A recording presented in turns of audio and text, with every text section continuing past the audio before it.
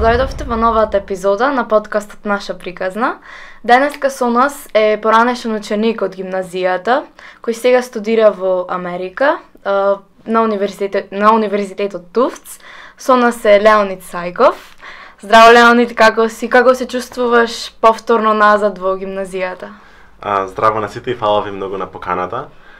Чувството да се биде назад е одлично. Мислам дека ми фалеа овие ходници, ми фалеше да видам каква е гимназијата и многу сум горд со цел напредок што е направен од како сум заминат и пак речем дека е голема чест што сум тука денеска во вашата студио. Дали може да ни споделиш некои убави сеќавања од гимназијата? Нешто така што го паметиш? Мислам дека најголемите сеќавања, најдобрите сеќавања што ми се останати се дружбите со класот, со целата генерација и другите генерации. Имаме многу анегдоти, многу смешки, многу цитати кои што ни се останати и до ден денес си ги кажуваме и мислам дека тие неколку години кои што тука ги поминавме заедно беа баш едно искуство кое што не сплоти и ни помогна да станеме да речем позрели, повозрастни индивидуи кои што денеска сме баш насекаде низ светот. И не можем да одвојам некое единечно искуство, но би рекол дека моето искуство немаше да биде тоа што беше без соучениците и без професорите кои што знаеа и да не насмеат, и да не искараат, и да не научат на подобро. Со оглед на тоа што ти беше совршен ученик тука, дали има предмет кој што не го сакаш? Никогаш не бев по спортот и за ова ќе мора да ме прости класниот Михајло Селјанов, кој но сепак да, не бев голем фан на физичко, но немаше некој предмет кој што немаше предмет кој што го мразев. Имаше предмети на кои што не ми беше многу интересно. Нема да споделам кој беа, но знам дека додека бев во гимназија си открив мојата љубов кон природните науки. И мислам дека тие предмети ми беа најформативни и најубави во сите гимназиски години. Додека беше во гимназија, знам дека учествуваше во представи, во рецитали, а сега студираш астрофизика. Како ги поврзуваш науката и уметност? Многу интересно прашање кое што се сведува, мислам, на начинот на кој што го гледаме светот.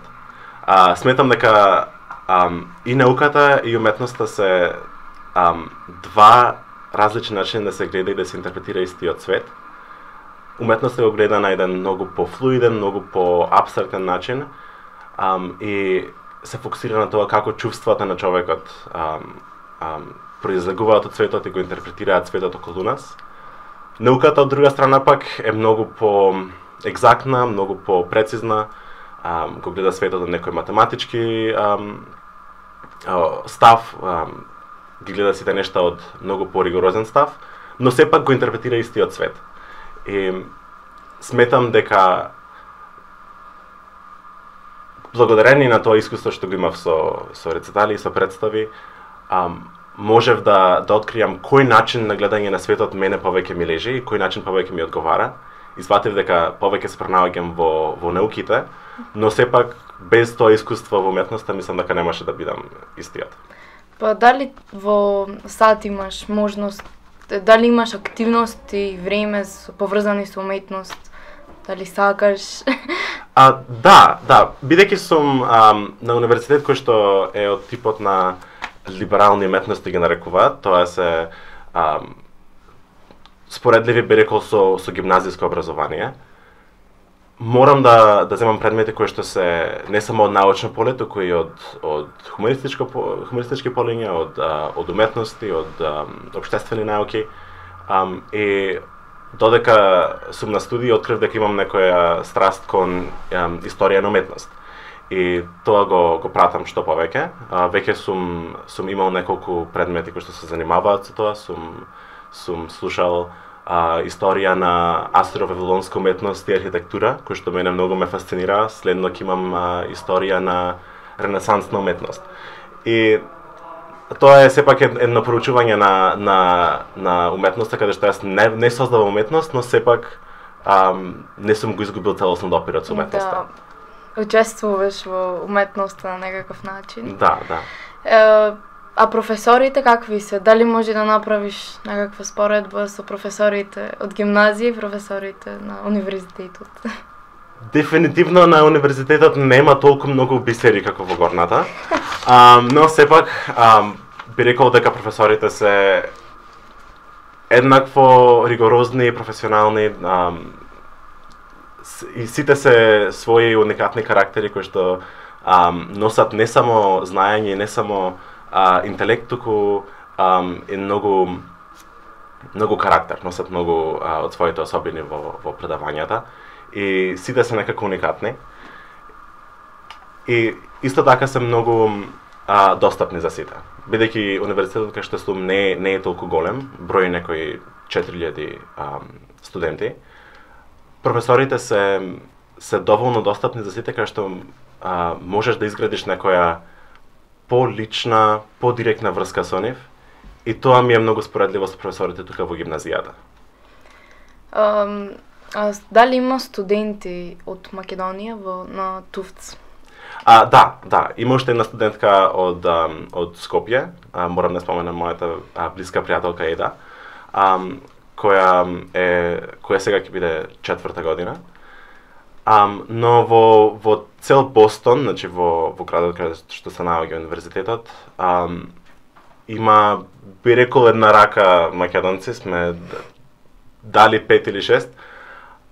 Имаме многу луѓе од Балканот, кај што сум има многу грци, има срби и бугари, има и хрвати, значи не сум целосно надвор од допир со Македонија и со Балканот.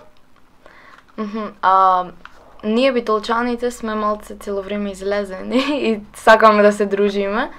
Каква е дружбата таму? Дали имаш време да излегуваш? Какви се другари, другарки што ги имаш? Дали мислам, нема споредба како тука знам, ама дали ти е пубаво таму или тука? Го нема широк сокак. Не е истото. Различно искуството на тоа да се шеташ по широк сокак и да се сретнеш со пријатели од гимназија, да се сретнеш со пријатели од други училишта, да се сретнеш со кој било. Тоа го нема. Но сепак дружбата постои и сум сретнал многу луѓе, некои попријатни од останатите, но сепак сум оформил пријателства кои што сега многу ми значат. И бидејќи сите сме некако во една средина кај што некако сме оставени сами на себе, сепак факултетски живот, сите живееме за некој прв пат да живееме надвор од домот. Некако се градат врски кои што се многу поблиски, многу побрзо се оформуваат. И некако фали детскиот елемент кој што го имавме во дружбите во гимназија, некако бевме по наивни, некако бевме по отворени кон шега и кон не знам, некои забавни екскурзии, но сепак дружбата постои. Наоѓам време за излегување, наоѓам време за дружби, но сепак не е истото, фали прошетка по широк сокак. Која е формулата која користиш за да стигнеш до таков престижен факултет? Дали тоа беше многу напорна работа? Би рекол дека тоа е клучната состојка. Најмногу се бара труд и работа. Целиот процес што го следев за да стигнам до каде што сум, ми траеше негде, би рекол, се насе 2 години, но може да се направи и многу побрзо. Воглавно формулата беше истражување на кои универзитети сакам да сакам да ги имам во мојот список, што ти е барач, што можам јас да им понудам. Беше градење на CV, беше постојан ангажман во гимназијата и надвор од неа. Некако сметам дека покрај самиот труд се бара и некоја соопфатност, се бара кандидатот, апликантот да има искуство во повеќе полиња, да има знаење во многу полиња и да имал разновидни активности во текот на своето образование, така што не е баш истата формула како во европските универзитети кај што се бара само знаење или се бара само труд, туку се бара и малку некој поширок дух. Па тоа ќе те прашував дали наградите од државните и од меѓународните надпревари се пресудни за да се запишеш на таков универзитет? Не би рекол дека се пресудни.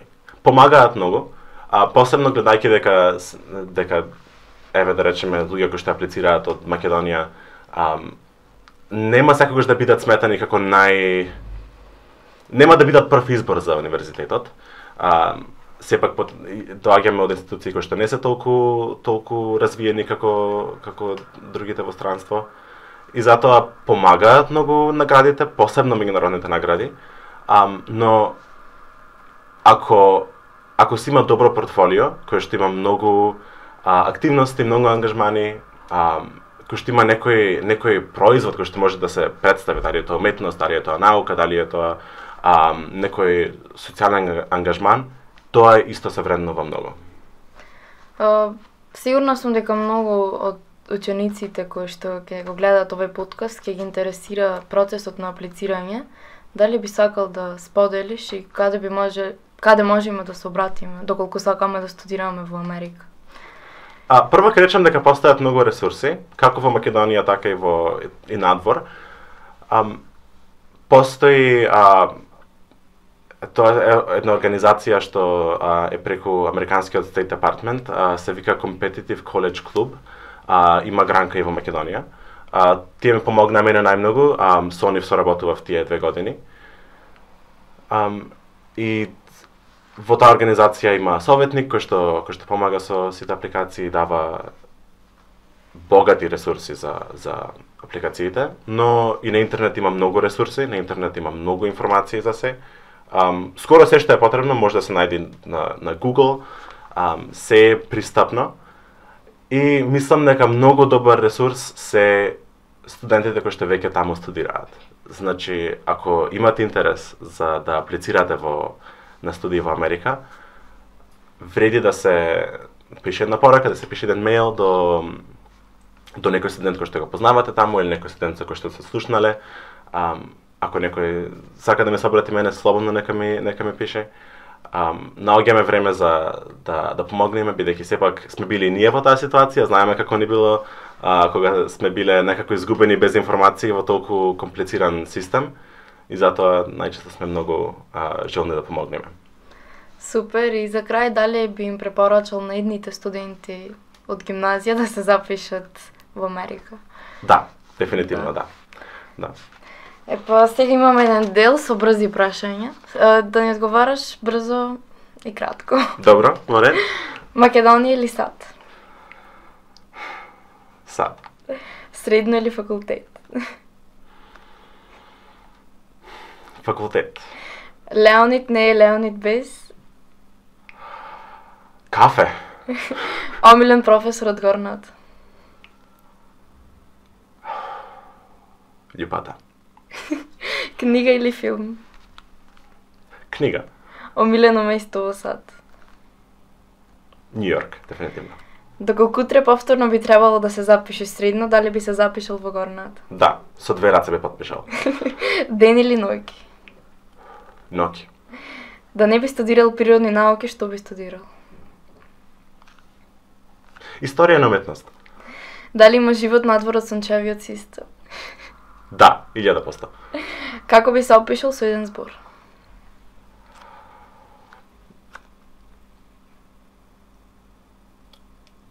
Несигурен. До каде би патувал надвор од земјата?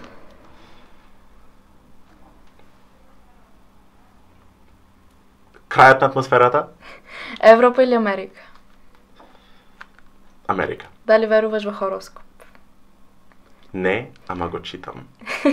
Покрај море или планина? Планина. Нешто што луѓето не знаат за тебе.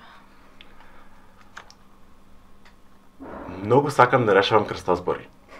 Најдобар животен совет. Потрудете се, направете што и да ви дојде на ум. Не се плашете од нештата кои што стоят пред вас. Толку ти благодарам за одвоеното време. Фала ви многу на поканата, ми беше чест. Ние, драги гледачи, се гледаме во следната епизода.